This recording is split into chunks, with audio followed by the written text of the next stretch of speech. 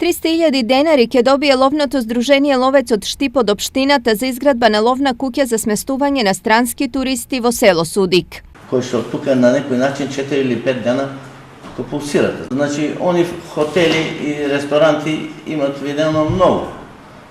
Не сакат веќе да бидат у хотели или и во ресторанти, сакат во селска идила на терен да им се обезбеди место за да функционираат тие неколку 4-5 дена.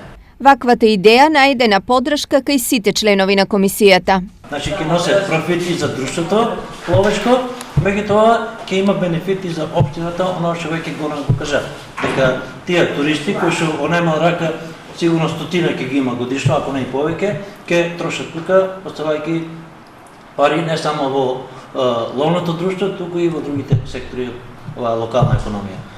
Идејата на Ловец е да ги привлече љубителите на руралниот туризам кој во комбинација со ловниот туризам и обуките за лов на ситен перијас дивеч би биле привлечени на штипските ловишта.